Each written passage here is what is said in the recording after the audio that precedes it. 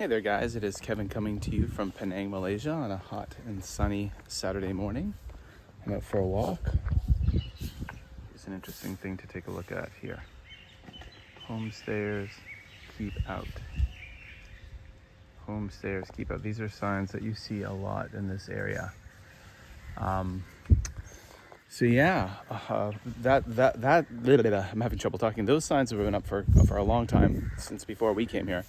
And during the time we've been here, we got here in August of 2023, Airbnbs have since become illegal. The company Airbnb is not allowed to operate here, but other similar companies are not allowed to operate here in Penang, Malaysia. And there seems to be a real backlash against what they call homestayers. I live in an apartment building. I actually live in that big tall building right there. And homestayers are not allowed to be in there. You're not allowed to operate those apartments as guest houses, but a lot of people do. A lot of people own these.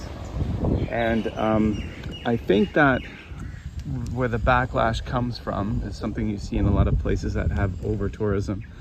You see it in Japan as well. In places where the laws are a bit easy, make it easy for non-residents, for non-Malaysians in this case, or non-Japanese foreigners essentially, to buy property, that can cause sometimes problems.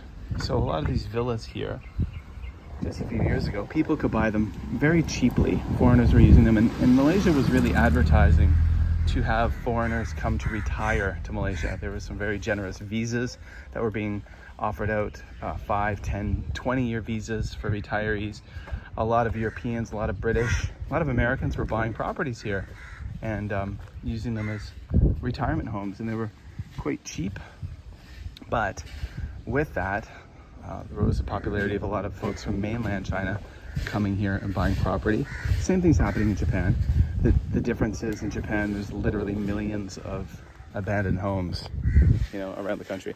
But with that, housing prices have been going up drastically. So one thing that we discovered before we moved here, everyone was saying, hey Kevin, man, Malaysia is such a cheap country to live in. It's such an affordable place. It is not. I'm sorry to say, but it's not at all. Food is quite expensive. It's comparable to Japan. Not maybe Tokyo, but like the smaller cities.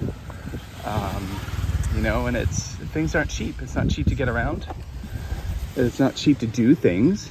And one thing you'll find here is that when you go to places like museums or attractions, they have two prices. They'll have a price for local people and then a price for foreigners. Sometimes you can, if you show them like your working visa that you work here, that you are not a tourist, some places will give you like a discount or that kind of discounted rate. So like we went to the Discovery Science Center at the Petronas Towers in KL, and if you show them, they said this is a price for foreigners and here's the price for Malaysian people. I said, well, we live here, I live here, I work here. I pay way more taxes than a Malaysian person does, believe me. When you're an expat, your first year, you pay way more taxes than local folks do. So I'm like, I'm paying my taxes. They said, okay, if you show us your visas, then, you can get that discounted price. So we did. But other places, there are places that just won't allow that at all. Just like you're not Malaysian, you pay the extra price. So it's expensive. But I mean, okay, back to the homestayers thing. And this is an area that relies heavily on tourism, almost exclusively on tourism, this island. And with those cheap houses, a lot of people were buying up properties and using them as homestays, as like Airbnbs. A lot of people were buying the apartments and using them as Airbnbs. And what happens is you have a lot of people come in, who aren't as respectful. It's not their neighborhood. They're just here for a short time, a good time, not a long time. So they're loud, they're noisy, they maybe throw garbage around, they party, whatever it might be.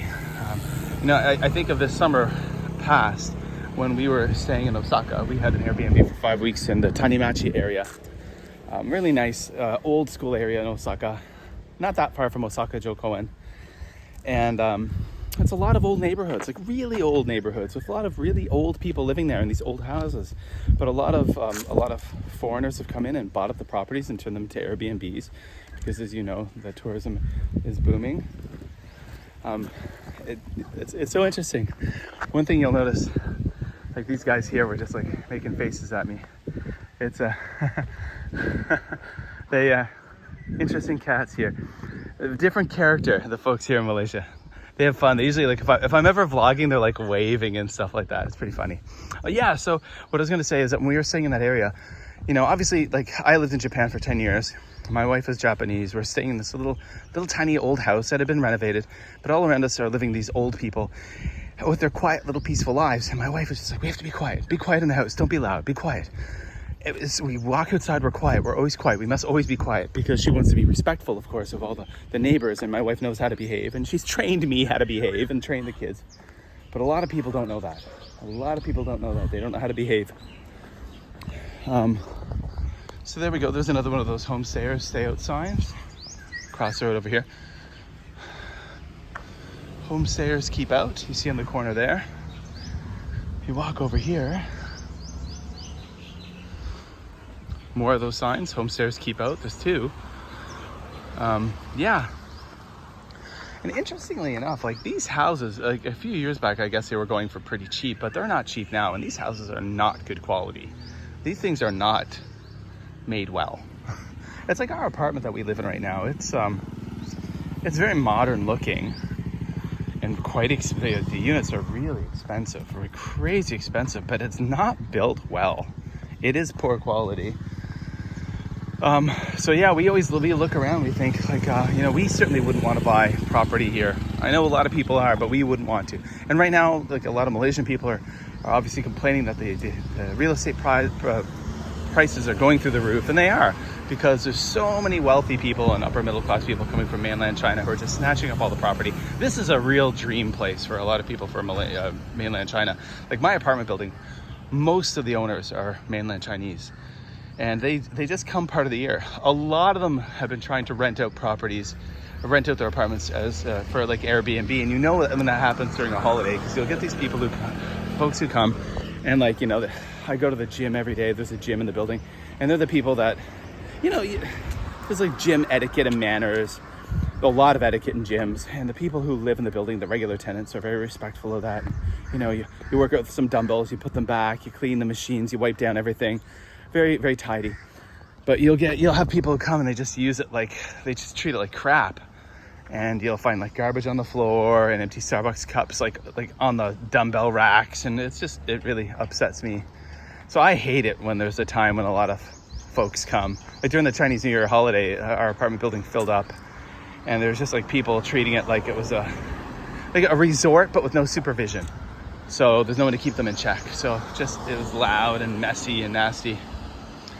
But yeah, but it's, again, the same thing happening in Japan.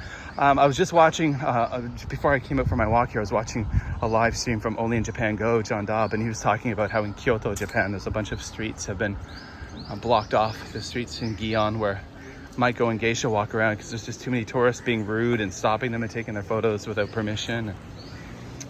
Yeah. Oh well. On another note, I just uploaded yesterday episode 215 of the Just Japan podcast. I got to talk to Matt Alt, the writer. Him and his wife Hiroko Yoda wrote Yokai Attack, Ninja Attack, and Yurei Attack. He's got the book Pure Invention. He's just been in a lot of podcasts, a lot of TV shows. He's a Japanese toy expert, pop culture expert, really cool guy. It was so amazing having him on the podcast. Got me and my son Kai talking about Japanese toys and things.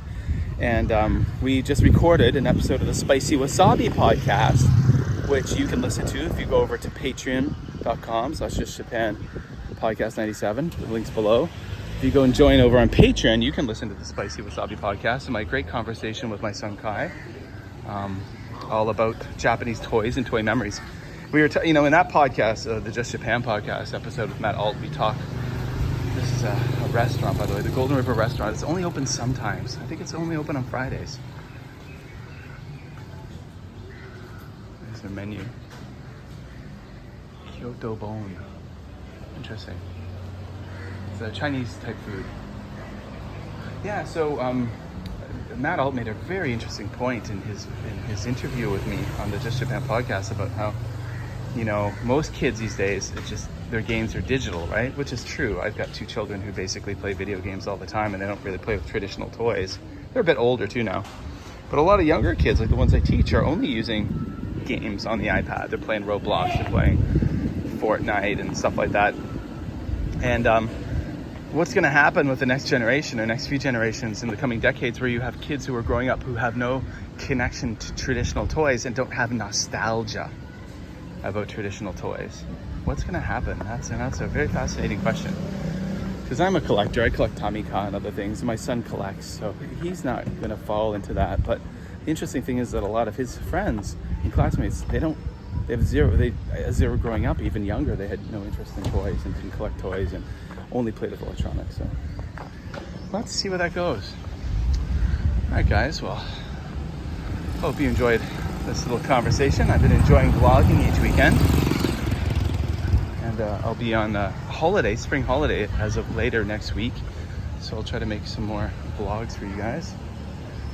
And that's it. Go check the links below to the Just Japan podcast and all my other podcasts. Check out the Patreon. Please come on over and join, be a supporter. You can listen to that episode of the Spicy Wasabi podcast. That's only over on Patreon. Link is below. Would love your support.